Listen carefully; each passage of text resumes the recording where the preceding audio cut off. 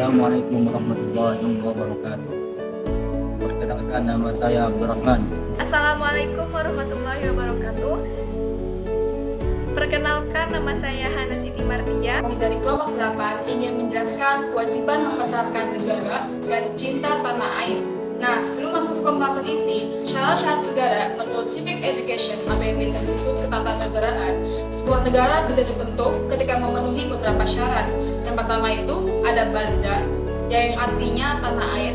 Yang kedua ada umaroh, yaitu pemerintah yang dipimpin oleh seorang amir. Yang ketiga ada ro'iyah, yang artinya itu rakyat. Dan yang terakhir ada syura bainahum, yaitu adanya kesepakatan masyarakat di antara rakyat tadi.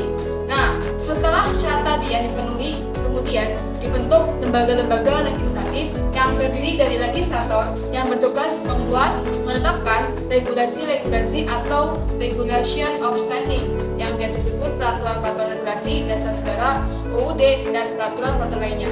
Kemudian lembaga eksekutif, lembaga pemerintah, dan yang terakhir lembaga yudikatif. Nah, setelah itu adanya kemudian negara NKRI. Negara Indonesia dibentuk atas masyarakat tujuan negara. Kemudian Misyakun Ghalidun, perjanjian yang sangat luar biasa karena menuntut hak dan kewajiban dunia dan akhirat bagi rakyat. Kemudian yang terakhir itu ada Darul Misal, yaitu negara atas perjanjian tadi. Dan itulah tadi penjelasan tentang sebelum masuk pada pembahasan inti.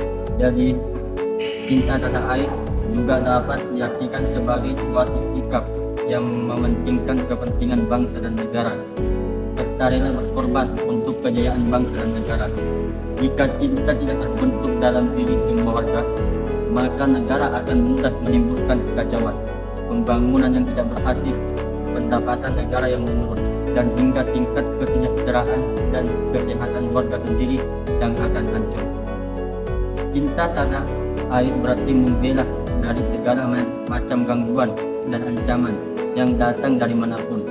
Cinta tanah air merupakan rasa kebanggaan, rasa memiliki, rasa menghargai, rasa menghormati, dan loyalitas yang tinggi yang dimiliki oleh setiap individu pada negara tempat ia tinggal, yang dapat tercermin dari perilaku membela tanah airnya, menjaga dan melindungi tanah airnya, rela berkorban untuk kepentingan bangsa dan negaranya, serta mencintai adat dan budaya yang dimiliki oleh bangsanya.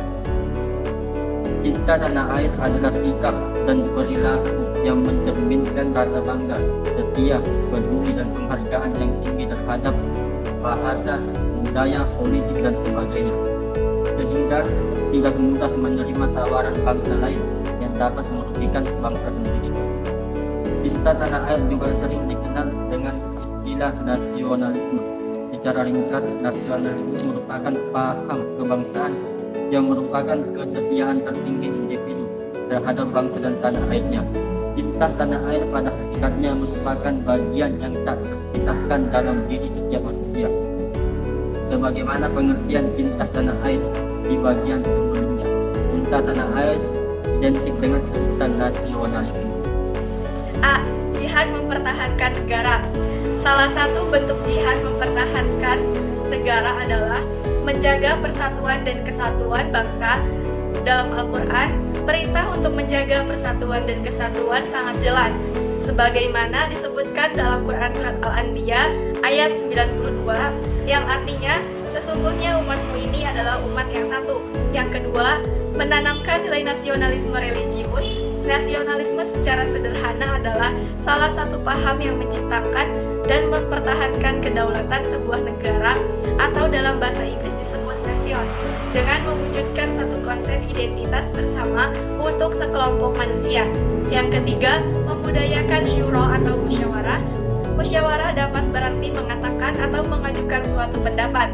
Konsep syura dalam Islam sesungguhnya tidak identik dengan demokrasi, sebab di dalam demokrasi ada nilai dasar, yaitu kebebasan al-hurriyah. Kebebasan itu artinya kebebasan individu untuk mengemukakan pendapat, atau hurriyah at-tabi'an ar-ra'i, di hadapan kekuasaan negara tanpa ada tekanan.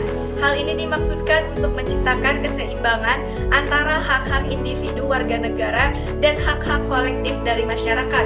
Yang keempat adalah memperjuangkan keadilan atau al-adalah. Yang kelima adalah menjaga prinsip kebebasan atau al-hururiyah. Mungkin itu saja penyampaian video dari kelompok kami. Kurang lebihnya kami mohon maaf. Wassalamualaikum warahmatullahi wabarakatuh.